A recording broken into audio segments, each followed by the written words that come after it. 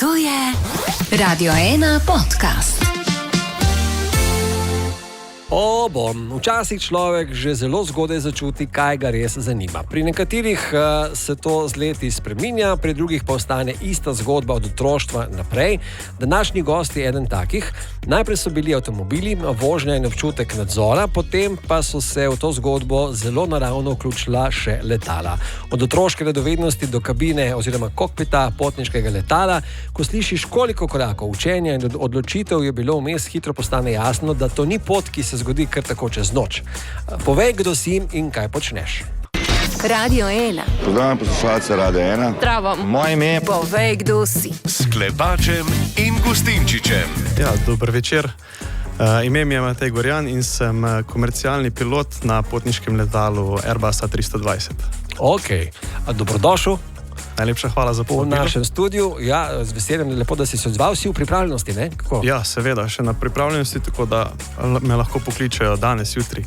Ok, upam, da ne do 10. ure. Pa gremo lepo po vrsti najprej. Od tega, da si bil najboljši mladi voznik na cestah. Kako si prišel do tega? Kako je se ta zgodba začela? Tako, ja, v bistvu sem videl ta oglas na internetu za ta spletni test in sem ga pravil.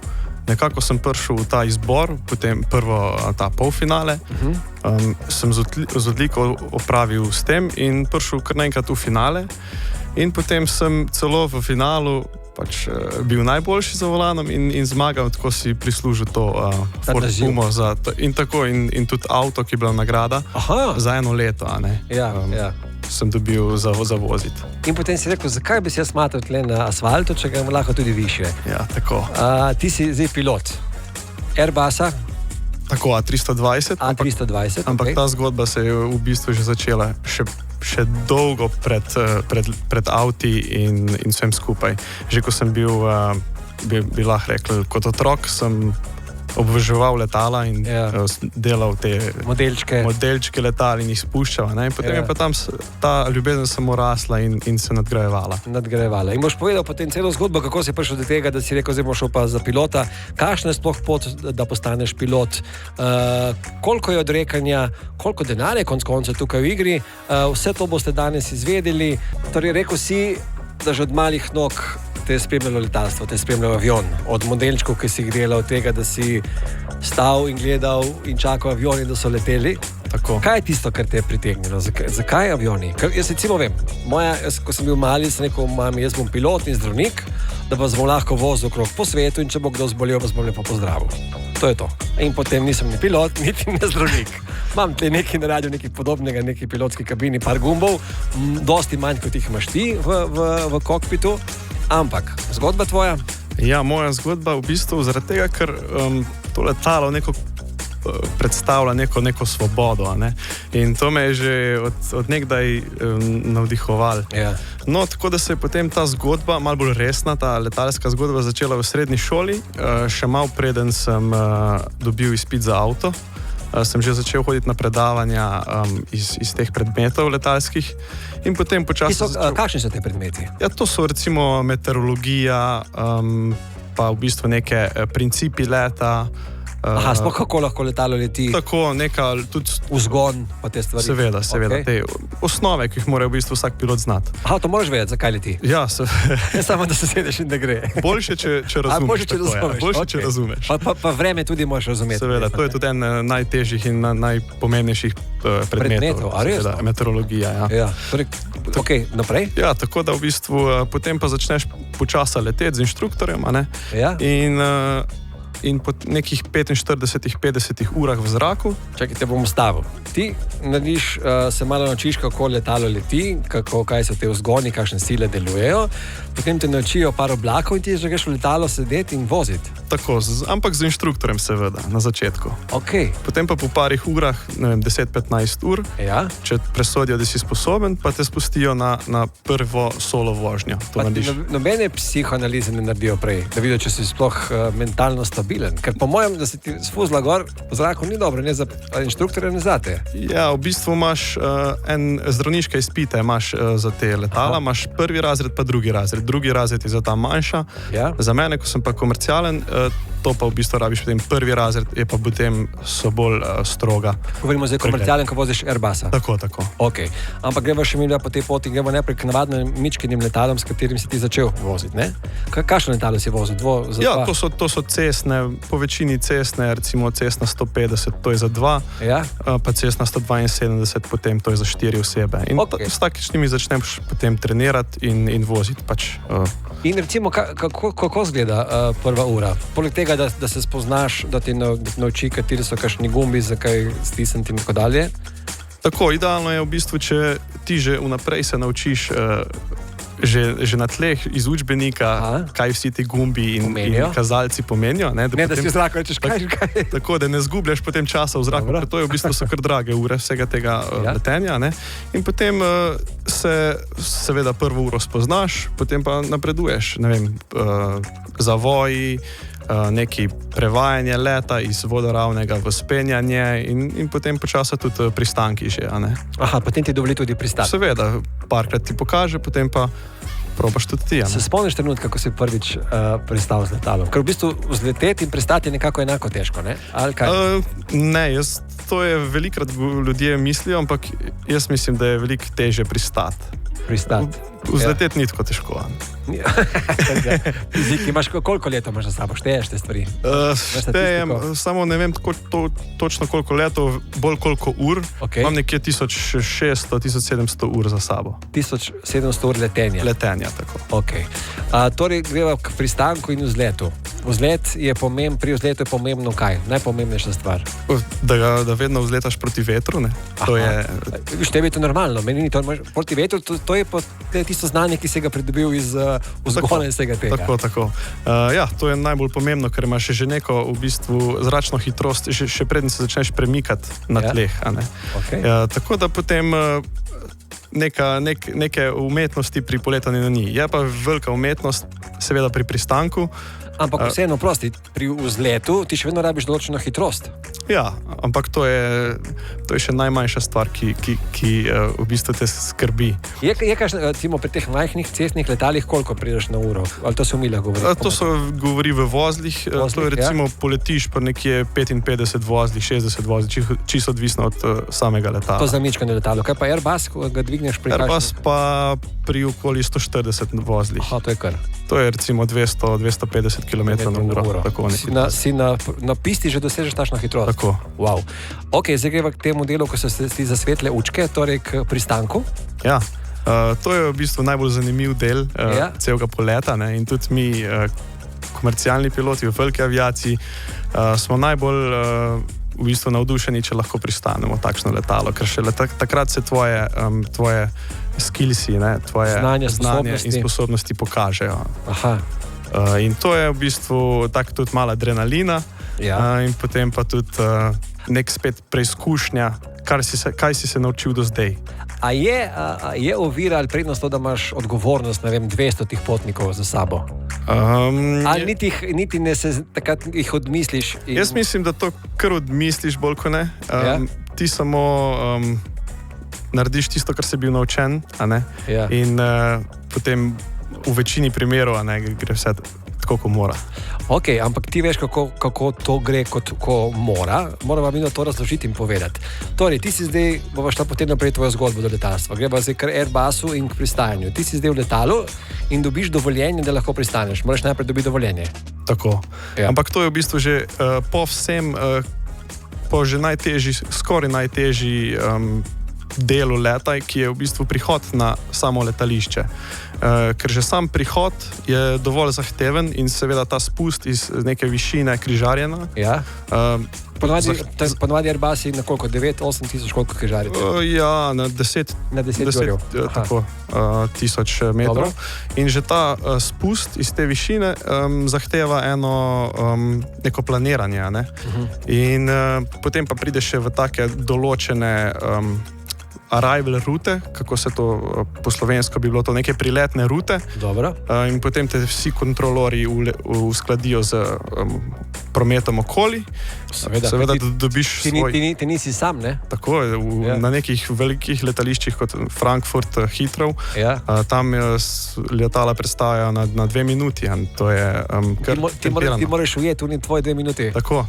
Sicer za to skrbi kontrolor, da te pripelje do tam, ampak ti pa moraš skrbeti za celo letalo, za konfiguracijo letala, da upočasniš in potem v bistvu ti, ko si že tik pred pristankom, dobiš to dovoljenje za pristanek, to je pa tisti finalen, zaključen del, ki ga imamo vsi piloti najrajši.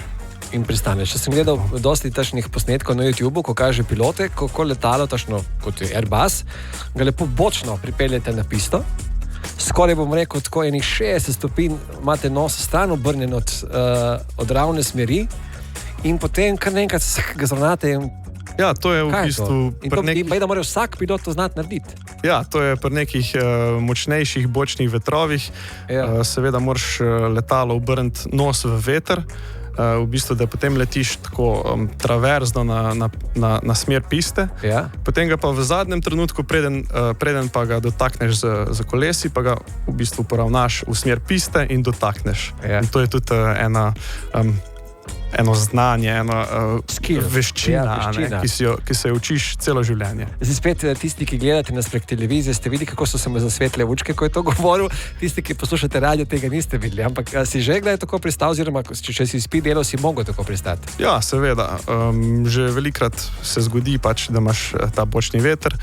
In, to je nekaj normalnega. Ne? To je nekaj normalnega. Ni normalno pa za tiste, ki sedimo v kabini. Ja, za tiste pa tudi jaz priznam, da če sedim v kabini, mi ni najbolj prijetno. Zdaj vzletela sva, pristala sva tudi, to je super.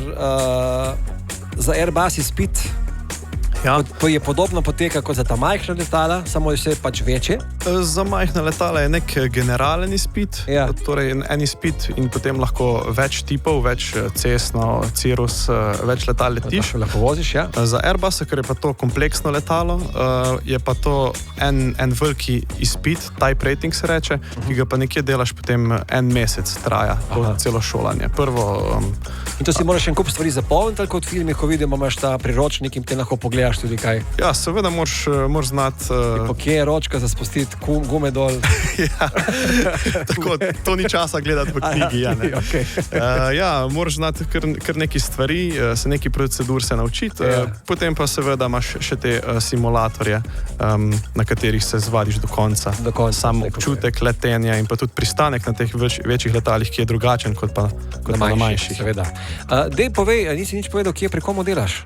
Kdo je tvoja družba? Katera je tvoja matična družba? Ja, delam pri eni privatni firmi iz Litve, ki je v bistvu eno tako posebno nišo in sicer posoja letala in posadko tistim družbam v svetu, ki nimajo dovolj svojih. Torej, neka družba, recimo Lufthansa ali Eurowings, njim v poletni sezoni primanjkuje kadra in pa letal in potem mi vskočimo noter z našimi leti, ki letimo za njih. Tako da je naše poslovanje v bistvu zelo, zelo dinamično. Jaz letim na večjih kontinentih, po celem svetu v bistvu. In za več družb lahko v bistvu. Tako. Ampak potem ti voziš Airbus od te družbe, Litvene družbe, ali voziš od naše družbe, iz Litve. Prvo celo letalo posodi. Kako izgleda tvoj delovni teden? Delovni teden, jaz imam v bistvu razdeljen moj delovni urnik v 20-10 se reče. To pomeni, da 20 dni delam in potem sem 10 dni doma. Po zimi v bistvu še malo več doma, poletje pa se načeloma držijo tega urnika. To pomeni, da v teh 20 dneh jaz letim na neko destinacijo, recimo Cancun, Malta, Korzika in iz tam potem jaz upravljam lete za to družbo. Aha. Tako. Ti imaš naprej, te peljejo do lokacije in potem od tam naprej ti letiš. Tako, kot potnik grem v neko bazo, mi rečemo, in potem od tam operiram lete. Če to te moramo vprašati, ker to vem, da je tašna slovenska, moramo Slovenci to vedeti. Ste piloti res dobro plačani?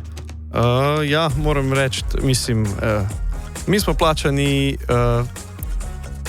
Moram reči, da je kar v redu. Si zadovoljen? Ja, ne hodiš sem enkrat na mesec k šefom, da je dvignili to plačo že enkrat. No, to vedno vemo, da bi lahko dvigali. Ampak načeloma smo v redu plačani. Ja. Ampak tudi zato me tudi recimo ni doma. A ne? Ja. Tako da ima svoje prednosti in slabosti, ampak ja, overall smo v redu plačani. Koliko časa pred letom moraš biti na letališču? Mi imamo nekje 1 uro prej, moram biti na letalu. Aha. Torej na letališču nekih 1:15 prej. Ja. Kaj ti v bistvu narediš 1 uro prej na letalu? Moraš se sam pregledati, moraš koga poklicati, kdo kakšno poročilo da mehaniki. Imaš svojega mehanika? Načeloma imamo mehanike, ki skrbijo za naše letala, za našo floto letal, ampak v nekem normalnem operaciji so letala v redu in ga mi ne potrebujemo pri samem letu. Tako da 1 uro prej pridemo na letala skupaj z celo ekipo, s posadko. Stevardese seveda začnejo pregledovati kabino, mi začnemo pripravljati letalo, ga klimatiziramo, sprogramiramo vse svoje točke v ta računalnik od aviona. Seveda tudi napravimo nek predpoletni pregled, ki mora biti pred vsakim letom. Zdaj, odkar se več ne kadi na letalih, da se s tem veliko kerozina oziroma goriva prihrani. Ker je potem tudi na način, da ni treba več toliko prezračevanja uporabljati, da zdaj se manj prezračuje in da obstaja večja verjetnost, da zrak, ne vem, če nekdo prne na daljši lokaciji, da ta zrak dobiš nazaj prefiltriran. To pa ne vem, če drži. Ne veš, vprašam. Jaz mislim, da ne. To je mit. Ja, se zato me zanima. Ne, to je samo mit, jaz mislim. Ventilira se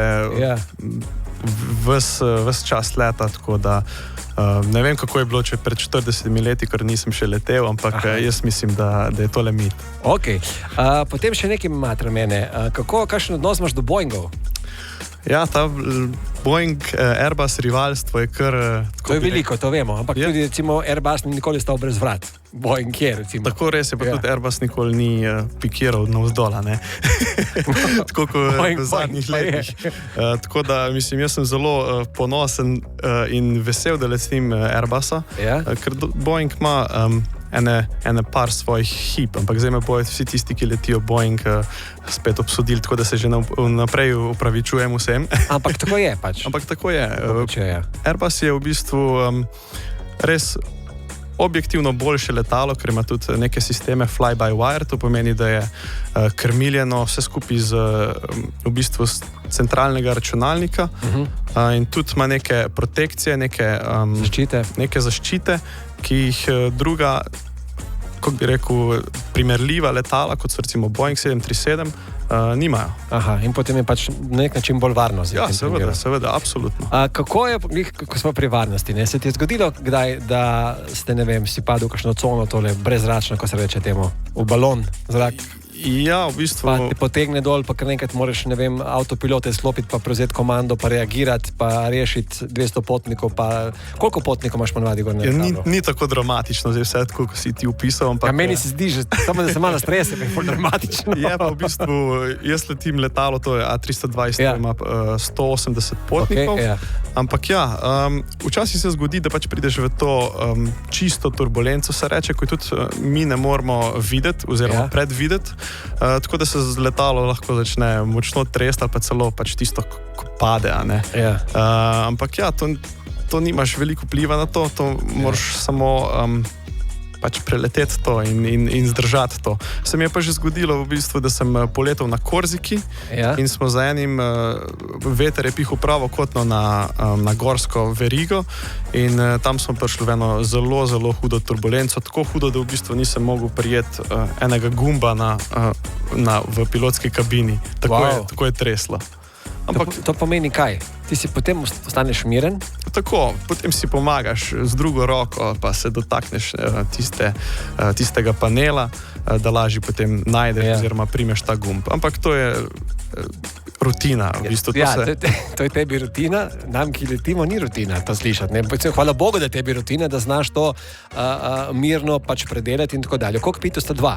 tako. Torej, pilot in first officer, oziroma prvi oficir. Kapitan in tako, prvi častnik, oficir, sej ne vem, kako se to prevede v slovenščini. Ja, častnik je v redu, torej kapitan nosi vse odločitve, vse je v bistvu na njegovih ramenih, first officer je pa v bistvu njegov asistent, pomagač.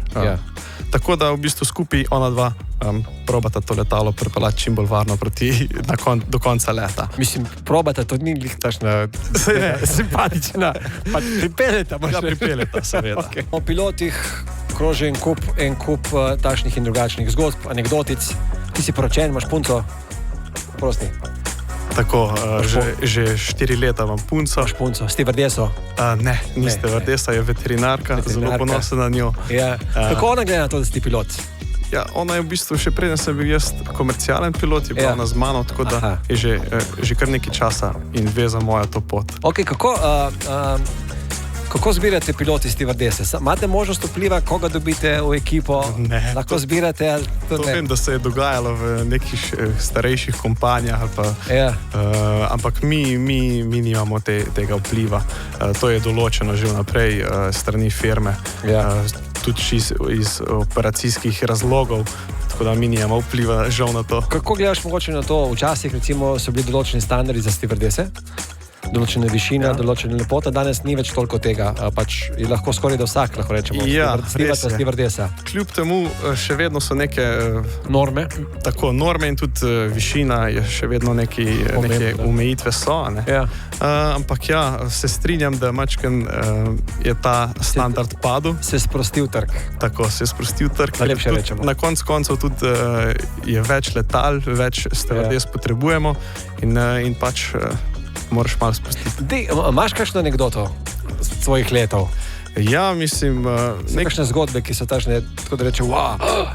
Ja, ene par zgodb imam. Recimo, lansko leto sem bil v Argentini in sem letel, torej zadnji let sem letel iz Bariločeja nazaj v Buenos Aires in v bistvu na tem letu je bilo vse potekalo tako, kot bi moglo. Do tega, da smo mi prišli v bistvu pol ure pred Buenos Airesom, na kar nam kontrolor reče, da je nad letališčem huda nevihta in mi v bistvu ne moramo pristati, smo v bistvu še nekje, moramo 1 uro krožiti. In v tistem smo se mi s kapitanom spogledala, ne? In prva stvar, na katero pomisliš, je seveda gorivo. Ampak mi dva smo imela tako nek dober občutek smo imela in smo natankala ravno za tisti let ekstra več. Kot da bi predvidela. Tako, kot da bi predvidela, nek tak občutek smo dobila in to se je na koncu nam izplačalo. Ampak je bilo pa res na tistem letu, tam, ko smo potem krožili nad letališčem, je bilo, smo v bistvu mogli krožiti v eni nevihti, 10 potnikov vzadi nam je bruhali, so nas klicale stevardese, da nam bruhajo vzadi. Ena potnica je omedlela, v bistvu smo iskali na krovu pomoč zdravnika. Avtopilot se nam je sklopil in potem za nameček je še strela udarila v letalo. Ta let je bil pa res za zapomniti. Verjamem, in to poveš na smeškom. In kaj se je potem zgodilo? Kako potem se normalno pristali? Ja, potem pa po 1 uri v bistvu Ampak še ko ste počeli letalo, kaj se potem zgodi? Aparature so delali vse? Načeloma je letalo spet dizajnirano za to, zato se nič ne zgodi. V večini primerov letalo normalno deluje naprej in tudi v našem primeru bilo vse v redu, samo nekje na nekih antenah so potem kasneje mehaniki našli, pač, da se osmodil recimo neka antena. Ampak to potem mehaniki najdejo in zamenjajo. Torej lahko malo pomirimo potnike in potnice, ki letijo, da če slučajno strelo udari letalo, da ni nič hudega. Zgleda hudo, tako. Sliši se hudo, ampak je vse okej. Razen, če ne zadane pilota. Ne, to je vse v Faradayjevi kletki, tako da to se ne vidi. Faradayjeva kletka je tako narejeno. Not kokpit je tako. Ja, celo letalo je v bistvu ena Faradayjeva kletka in tudi statistika je, da letalo enkrat na leto strela udari v vsako letalo na svetu. Takšna je statistika. Ok, enkrat, ko vas je počelo, ste pač rekli, ok, za leto smo rešeni. Tako, kljubca. Je še kakšna anekdota? Ja, mislim, ene par takih stvari je še bilo tudi s temi medical zadevami, zdravstvenimi zadevami. Je bilo pa že v bistvu po pristanku, mi pristanemo, mislim, da je bila Gran Canaria in v bistvu se začne delati ta izkrcavanje potnikov. Dobro. In en potnik nam na tem mostu, ki pride do letala, ima srčni zastoj. In potem kliče, stevardesa seveda kliče kapitana in on reče, ja pomagajte, kakor znate. In mi imamo defibrilator na letalu, na vsakem letalu in stevardese mu seveda pomagajo, potem so prišli še tej delavci, tako reševalci iz letališča. In na kar je imel res ta gospod srečo in ga uživijo in ta gospod takoj, ko pride k sebi, se obrne in pogleda okrog, kje so moji kovčki. Prvo vprašanje je bilo, kje so moji kovčki. To je take zanimive. Si kdaj zasilno pristal? Ne. Nisem imel še dobene take zadeve, da bi mogel to narediti. Tudi še na dobeno divertacijo nisem šel. Kaj to pomeni? To pomeni, da bi recimo, da ne greš na tvoje ciljno letališče. Aha, da bi mogel, da te presmerijo nekam drugam. Recimo, v primeru te nevihte bi te lahko presmerili na drugo letališče, če bi imeli premalo goriva. Tako. Potem greš na drugo letališče oziroma iščeš druge opcije. Ja. Je kakšno letališče na svetu, ki še nisi pristal, pa bi želel pristati? Bi rekel, da... Letališča med sabo so različne. Ja, se zelo razlikuje. Ja. Kaj je tisto, ko v bistvu pristaneš mimo plaže, na vodo? Ja, Krf je en izmed tak v Grčiji. Aha, Krf je takšen. Ampak je pa tudi St. Martin, to je ta v Srednji Ameriki. Tam bi si recimo želel pristati. Pa še nisi? Ne, pa še ne. Imam pa tudi svoje najljubše letališče, kjer pa sem pristal, je bila pa v Argentini. Okay. To je najjužnejše komercialno letališče na svetu. To je Ushuaia. In tam v bistvu prideš noter v tak fjord, v takem fjordu je samo letališče in po sebi zelo zahtevna geografija okrog, tudi zahtevno vreme. Seveda. In potem tam, res, če tam dobro pristaneš, pa res dobiš takšen občutek, takšno zadoščenje. Zdaj pa sem pilot. Tako. Primož pravi, a so stevke še vedno tako lepe? Ja, to je zdaj... subjektivno. Čakaj, najprej rešiva stevke, to so kaj? Stevardese. Aha, to je naše kabinsko osebje. Tako. Kabinsko osebje. Stevke se reče temu. Stevke in stevki. Stevke in stevardi. Stevardi. Ampak rajš vidimo, če so stevardese. Dobro. Ne moram reči, da ene so še simpatične, ampak ne morem presoditi, kako je bilo pa prej. Ok, Neža sprašuje, a imaš kot pilot veliko oboževalk? Je kot v tistem filmu, ko Leonardo DiCaprio, ko hodiš, ko priješ iz letala po letališču, ko imaš kovček za sabo stevke? Ja, zdaj spet to težko reči, ker ne vem, kje bi se te stevke bi me, ali ne vem, kje oboževale. A pa ne, mislim, ne stevke, mogoče, ko hodiš, da pritegneš pač pozornost mimo idočih. To definitivno na letališču, ko hodimo, je definitivno gledajo v nas, ampak to je poklicno, se navadiš. Pa te gledajo zato, ker misliš, da te ocenjujejo, ali ta bo z nami letel, ta bi mu pripeljal varno, ker če to, ki super ekipca so. Jaz ne vem, jaz mislim, da moški nas ocenjujejo, a je ta sposoben pristati to letalo, ženske nas pa mogoče iz druge strani. Zadnjega kota. Ok, Robert sprašuje, Klepač, pozdravljen, vprašanje za pilota. Zanima me, če je gledal film Flight z Denzelom Washingtonom in če je možen tak manever? Jaz sem gledal, ampak mislim, da je ta manever, ko letalo obrne na hrbet, mačken hollywoodski, a ne? To se dela s kakšnimi akrobatskimi letali, ne z potniškimi. Ne pa s potniškimi letali. In kaj meniš o čudežu na reki Hudson? Torej pristanku pilotak na... Ja, to je bil res čudež. Na koncu so po investigaciji so ugotovili, da je pa vse skupaj rešil ta kapitan in njegovo znanje in njegova sama poznavanje sistemov in tudi letenje, da je v bistvu noben ni umrl, tudi poškodb ni bilo velika. Tako da v bistvu vse skupaj je ta kapitan res...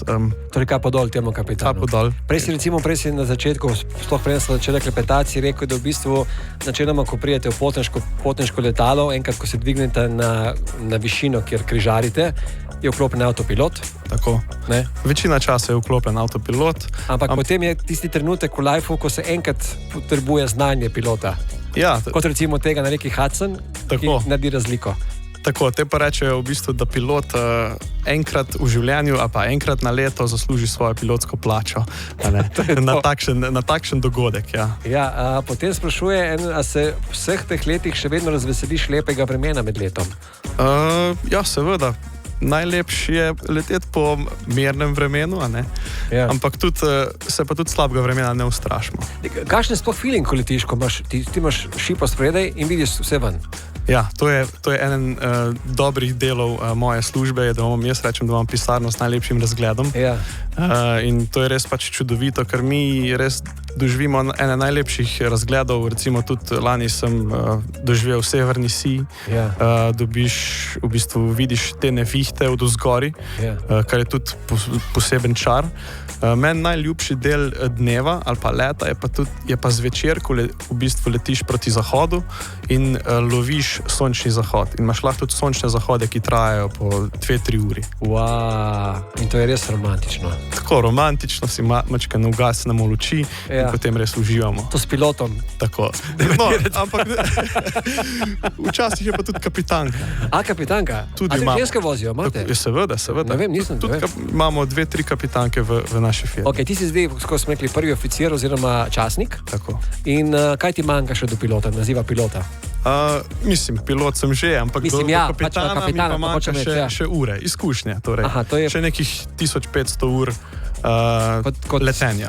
Kot častnik? Tako, potem pa narediš to prešolanje na kapitana, vse te dodatne treninge in potem lahko prevzameš pač krmilo kot kapitan. In potem boš dobil ti nekega svojega pomočnika, ki bo tudi tako nekaj časa čakal. Tako. In s tabo gledal sončne vzhode in zahode. Tako. Ja, lepo, no, hvala, ker si se vzel čas. Hvala, ker si prišel v studio. Čakaj, da vidimo, če imamo še kakšno vprašanje. Seveda imamo. Takole pravi en. A kaj piha v pilotski kabini? Piha samo klima. Piha samo klima. Max, kaj pa po zimi po letalu pršijo neko tekočino? Zakaj jo pršijo? Ja, to je taka tekočina za da v bistvu odstraniš sneg in led z letala. Aha. In tudi potem pa je še ena dodatna tekočina, s katero pa preprečiš, da se spet ta sneg oziroma led nabere pred vzletom. Potem v letu je pa nisi več v takšnih razmerah, da bi si to nabiral na krilo. Ok, in zanima me, zakaj določite vi, koliko goriva bi nalili, zakaj ne nalijete polno? In greste. Ja, to je zato, ker smo v bistvu zeleni, bi lahko na nek način rekel. Trajnostno. Trajnostno. Ja. Če več goriva peleš s seboj, ki ga nikoli ne boš potreboval, več seveda tudi porabiš goriva za to. Zaradi teže? Ker to so v bistvu tone. Mi govorimo o tonah. Ja. Naše letalo lahko 19 ton goriva na tanka. In če letiš po Evropi, recimo za neke kratke lete, ti rabiš, 3 tone samo na en let. To je Radio 1 podcast.